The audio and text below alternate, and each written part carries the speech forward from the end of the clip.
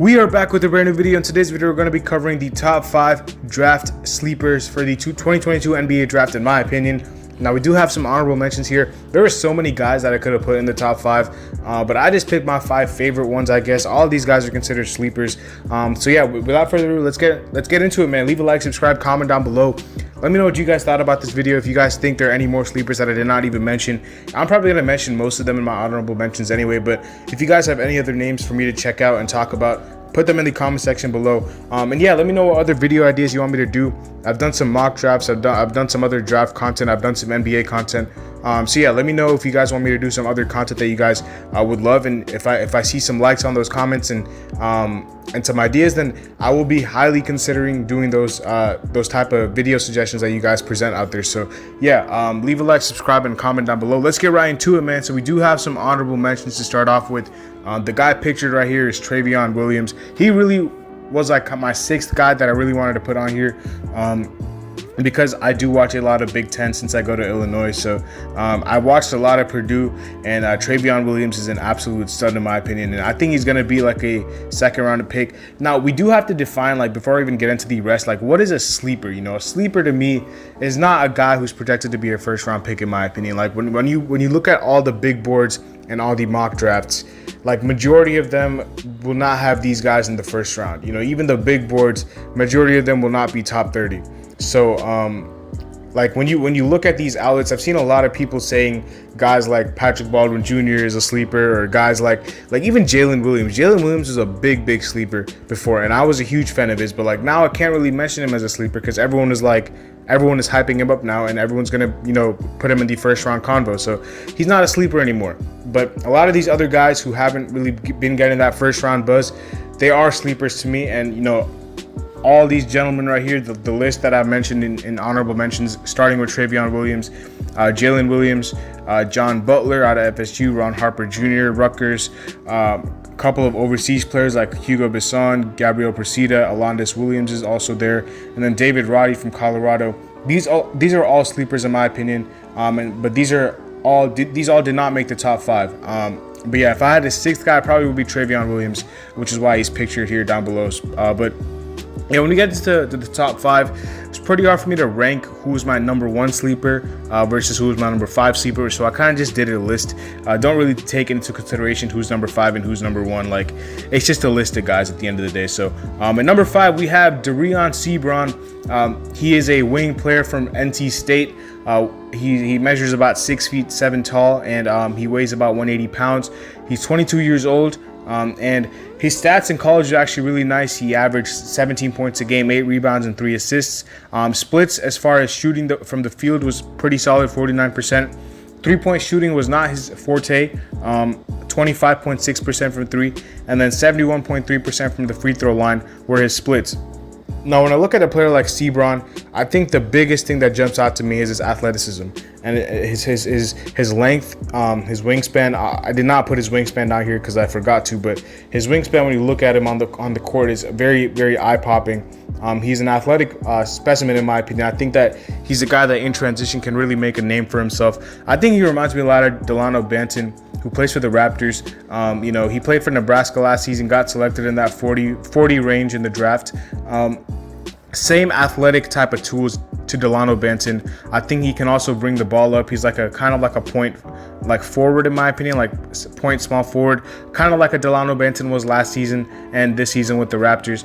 And I do think that he has a lot of defensive upside. Although he might not be the best on-ball defender, I think off-ball he is very solid. You know, he averages a lot of deflections and steals per game, and he's a really good pest in passing lanes. But I think the biggest, you know, thing that really sticks out to me is his transition play and his hustle. And, you know, 8 rebounds for a guard/wing is really nice. You know, him and his teammate Terquavion Smith were both projected to be in this draft. Terquavion returned to, I think, secured the bag. He's back at NC State, so he's going to get a lot more touches. But SEABRON is a guy who is a lot more underrated than him, than Terquavion Smith was, and I think he does not really get a lot of recognition. And that's going to be the main theme with all these guys. You know, they're going to be guys that not a lot of people talk about, or not a lot of people respect their games enough, in my opinion. So he is at number 5. At number 4, we got Ismael Kamagate, one of my favorite prospects, man. If you know me, you know I love Ismael Kamagate. I have put him in my first round mock drafts a lot, but unfortunately, I don't think he's going to be picked in the first round. I'm a huge fan of Ismael Kamagate. Like I said, the comparison, Jaren Jackson Jr. without a 3-point shot, think of like a light version. Obviously, he's not going to be as good as Jaren. Jaren was the 4th overall pick. But as far as his gameplay style, like, this is not who I project him to be. This is who I compare his gameplay to. And he plays a lot like Jaren, in my opinion. The main thing, the main weakness that concerns me for him is rebounding, and I think that's what you can attribute to Jaren Jackson Jr. He does not really shoot the ball from 3, like it says right here. Has not attempted a single 3 with this play-in for his French team. I just spoiled the 3rd pick. You guys know who that is right now, but yeah, he's about 21 years old. Weighs about 230, stands about 6'11", overseas guy. I think defensively he has high upside. I think playmaking out of the elbow, he has a high upside. I think finishing at the rim, he's already, really good at that. He's a raw prospect. He's going to take some time to develop, but I think a team like the Mavericks or the Spurs, if they want to take a chance on the center, Ismael Kamagate, or the guy at number 3, Kai Sotto, is a guy that I would, suggest them taking even in the first round. Spurs reached for a guy like Josh Primo last year. I don't see why they couldn't take one of these 2 bigs that I'm listing down below right now. Kai Sotto, big fan favorite, man. Shout out to the Philippines. They have produced Jalen Green. I know he's not a homegrown a basketball player from the Philippines, but he does have Filipino heritage. Kai Sotto will be the first player, if he makes it to the NBA, who is a homegrown Filipino talent, and he, I think, is very underrated, man. He doesn't really get a lot of recognition to me. I think that he plays in the NBL, and he's obviously a center, but his athletic tools, because he's 7'3", he's 232 pounds. A lot of people are going to say, oh, he's skinny, this, that, and the other, but Chet's skinny, and I'm not saying he's as good as Chet, but I'm saying that shouldn't stop you from evaluating a player with his skill set. I think his skill set was limited because he did not really get opportunity, in my opinion. I think he was limited on the court. I think he didn't really get to showcase his full talent. Like 50% from the field, 38% from the 3-point line are very good splits. Free throw shooting will have to improve, but he didn't really take too many threes. But when he did, he was able to knock them down. He has a smooth stroke, in my opinion, on the court. And I do think that, if he had more opportunity, he would have been a lot higher on people's draft boards, in my opinion. I think his lack of opportunity really prevented him from really getting a lot of national exposure. Obviously he's going to be a big name that people talk about because of his descent and stuff like that, and because of where he's from. A lot of people love basketball in the Philippines, so he's a fan favorite. But as far as scouts and stuff like that, a lot of people don't really recognize his talent because I think he was limited on the court. So he's had a couple of workouts. There was a report saying that his workouts have not gone well so far. So hopefully, I'm pulling for the guy, man. I do want to see the guy in the league, which is why I have him on this list. But I do think he has a very unique skill set. It reminds me a lot of Bol Bol when he was coming to the league from Oregon. Kind of like that, that 7'2", 7'3", but he has guard type skills. You know what I'm saying? He can shoot the ball a little bit. He can play make out the elbow. I even have seen some skill sets of him bringing the ball up, and I think when you add that to a combination of all these three things to a 7'3" guy, like, that's scary. And he's only gonna get better, man. I've seen his interviews. He has a very mature way of him speaking. His confidence is really nice. It's not cocky, but it's not like a unsure of himself thing either. He presents himself in a good way, is what I'm trying to say. And I think he has good skill. The reason I put Kristaps Porzingis' name here too is because, like Ismael Kamagate, I don't think he's going to be as good as Kristaps. I mean, maybe he might be. I'm not saying he can't be, but Kristaps was another guy who was a top 5 pick, so I'm not saying he's going to be as good as him. But as far as his gameplay style, very similar in my opinion. Very, very similar. So Kai Sotto is at number 3. Hopefully I'm pronouncing his name right. I don't know if I'm pretty sure it is Kai Sotto. I've heard people say Kai Sotto, but I'm pretty sure it's Kai Sotto. At number 2, we got KEON ELLIS. KEON ELLIS is a wing player from Alabama. I'm a huge fan of this guy, man. I'm really intrigued by his gameplay. I'm not really sure why he hasn't been creeping up draft boards. I think he's a guy that can do a lot of different things. He can average, he averaged 12, 6, and 1 assist on 44, 37, and 88% splits. The splits are really nice. I'm not gonna lie, I'm a huge fan of the splits. He's pretty efficient.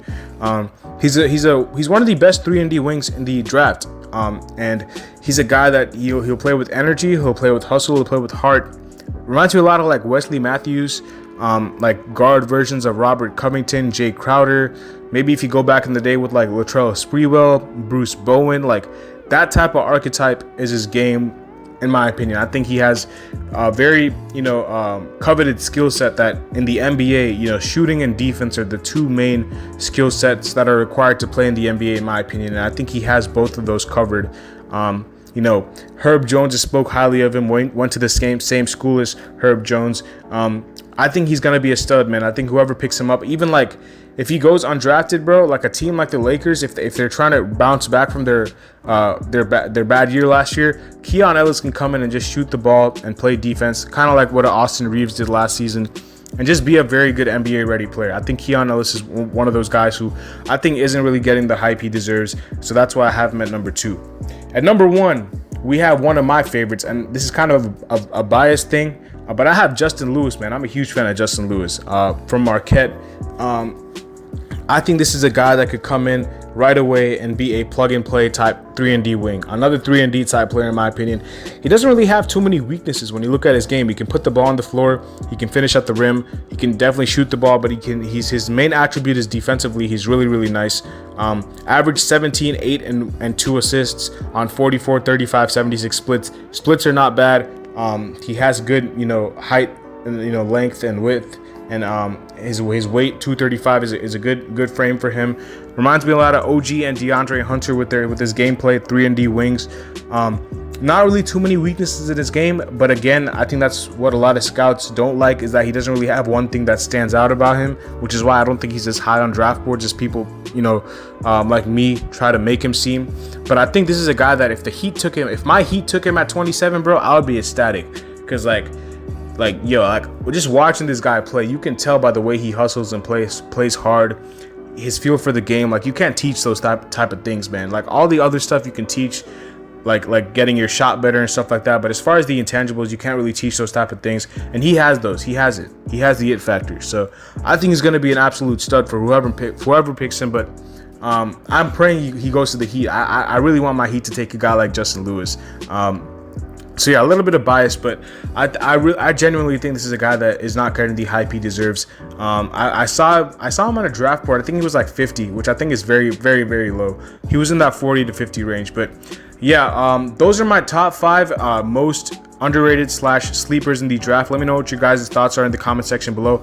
Again, give me some more video suggestions, man. I'll see y'all later as always. Peace.